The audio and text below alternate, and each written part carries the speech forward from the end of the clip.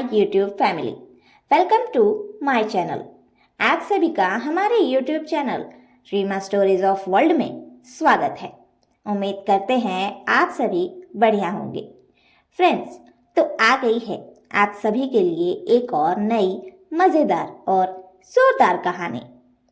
तो कहानी शुरू करने से पहले अगर आपने हमारे चैनल को सब्सक्राइब नहीं किया है तो अभी कर ले और बेल आइकन दबाना बिल्कुल भी ना भूलें, ताकि हमारे हर न्यू वीडियो की नोटिफिकेशन आपके पास सबसे पहले पहुंचे। तो चलिए आपका ज़्यादा समय न लेते हुए कहानी शुरू करते हैं। हरतालिका तीज स्पेशल कहानी। तो स्वागत है आप सभी का हमारी आज की कहानी हरतालिका तीज के। जी हाँ दोस्तों, तो कल है हरतालिका तीज। सबसे पहले आप सभी को एडवांस में हैप्पी हरतालिका तीज। जितने भी सुहागने हैं ये व्रत अपने पति की लंबी आयु के लिए करती हैं और कुंवारे लोग अच्छे पति के लिए। साथ ही आज हम आपको बताएंगे इस कहानी के जरिए हरतालिका तीज का महत्व। तो कहानी को पूरा जरूर सुनिएगा, बीच बीच में स्किप बिल्कुल भी ना करें। चलिए शुरू करते हैं। मीता और कौशल पति पत्नी हैं। दोनों जॉइंट फैमिली में रहते हैं, यानी कि कौशल के माता पिता के साथ। मीता बहुत ही संस्कारी और गुणी थी। अपने पति और अपने परिवार के साथ बहुत ही अच्छे से रहती थी। घर की सारी जिम्मेदारियां मीता के ऊपर ही थी। घर में क्या बनेगा, क्या होगा, कौन कहाँ जाएगा, कैसे करेगा, मतलब पैसों से लेकर घर की एक एक चीज तक उसकी सास ने उसके हाथों में थमा रखी थी, क्योंकि वो उस लायक थी। आज तक एक भी पैसा या एक भी सामान घर का इधर उधर तो हुआ ही नहीं। आने वाला था।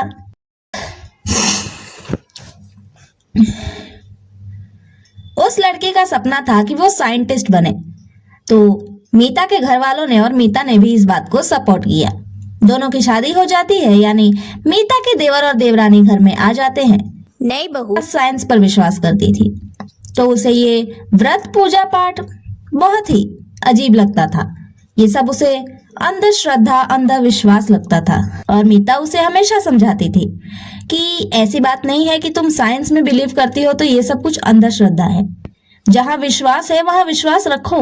भगवान है तभी तो सब कुछ है। विज्ञान भी है पर भगवान भी है। पर मीता की देवरानी को इन सारी चीजों से मतलब नहीं था। उसे बस एक ही चीज चाहिए थी, उसकी पढ़ाई, उसका साइंस, बस। हरतालिका तीज आने वाला था। मीता तो ये व्रत करती है, मीता की सास भी उसके ससुर के लिए ये व्रत करती है। पर मीता की देवरानी वो इस बार कह रही थी कि वो कोई तीज वीज नहीं करेगी। भला उसके भूखे रहने से उसके पति की उम्र कैसे बढ़ जाएगी। हाँ, वो बहुत प्यार करती थी कौशल के भाई से, पर उसका मानना था कि उसके भूखे रहने से भला उसकी उम्र कैसे बढ़ सकती है। भूखे रहने से उल्टा वही कमजोर पड़ जाएगी और उसके पति की उम्र कैसे ही बढ़ेगी। ये कैसा लॉजिक हुआ। पर मीता ने उसे समझाया कि ऐसा नहीं होता है।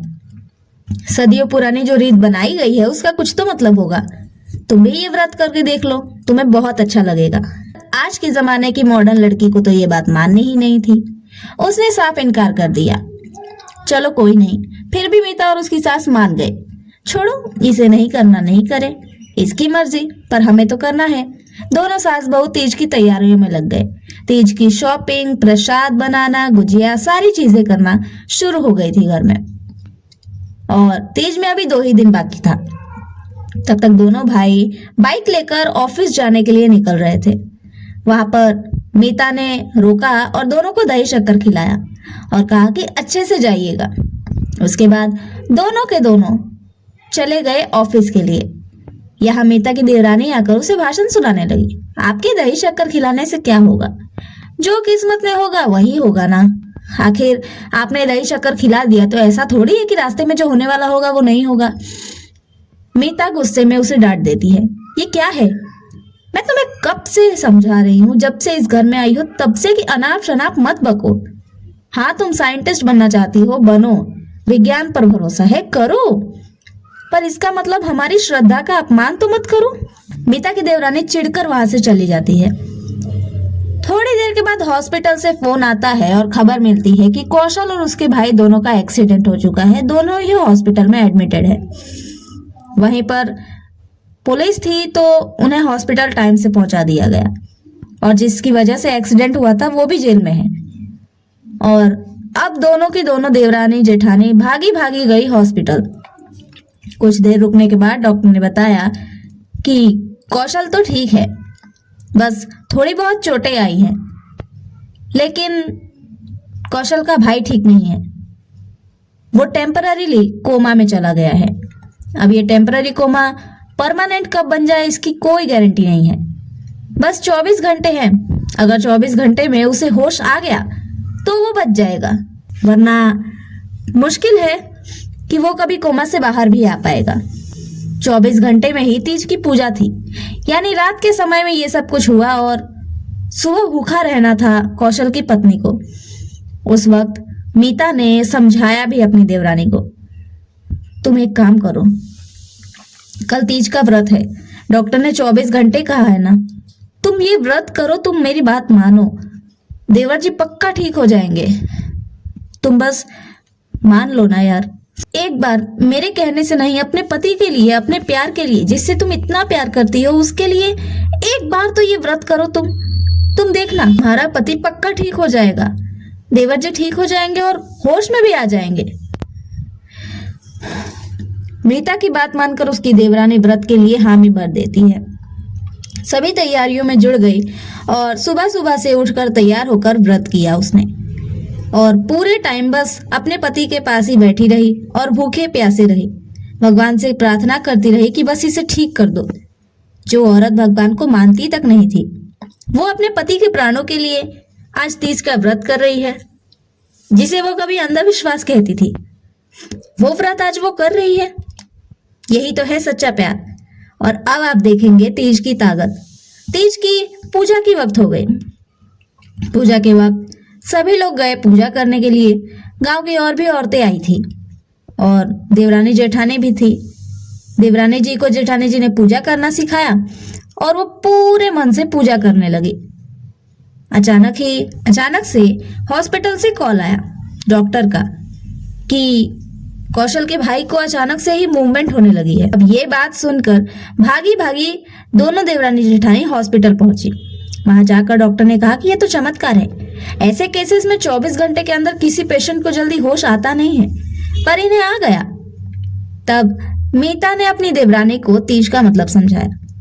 देखा देवरानी जी, मैंने कहा था ना, तुम ये व्रत करो, तुम्हारे पति भी ठीक हो जाएंगे। तीज व्रत में बहुत ताकत है। भोलेनाथ और पार्वती माता का व्रत है ये, ऐसे ही नहीं किया जाता, इसका महत्व है बहुत बड़ा। ऐसे ही नहीं कहा जाता कि औरत के व्रत करने से पति की आयु बढ़ती है। आज तुम्हारे पति की आयु जो थम सी गई थी वो चालू हो गई है इसी व्रत के कारण। तुम ये व्रत की और देखो तुम्हें उसका फल भी मिल गया। अब तो पूजा पाठ पर ध्यान दो और अब अपने पति के साथ रहो। देवरानी जी अपने पति के साथ बहुत इमोशनल हो गई और उसे अब विश्वास भी होने लगा कि सच में दुनिया में भगवान है, विज्ञान भी है और भगवान भी है। और उसने ये मान लिया कि अब उसे दोनों पर ध्यान देना है। कौशल के भाई के ठीक होते ही दोनों घर गए। उसके बाद सुबह सुबह सबसे पहले अपने पति के आकर पैर छूती है वो। पैर छूने के बाद उसने अपना व्रत खोला। अब धीरे धीरे कौशल का भाई पूरी तरह से ठीक हो गया और साइंटिस्ट बनने का सपना था वो भी पूरा हुआ। लेकिन अब वो भगवान को भी मानती है, भगवान का अनादर नहीं करती। तो फ्रेंड्स, ये थी हमारी आज की कहानी। आप सभी को कहानी कैसी लगी ये कमेंट बॉक्स में ज़रूर बताइए, और कहानी अच्छी लगी हो तो ज़्यादा से ज़्यादा शेयर ज़रूर करें। Thank you.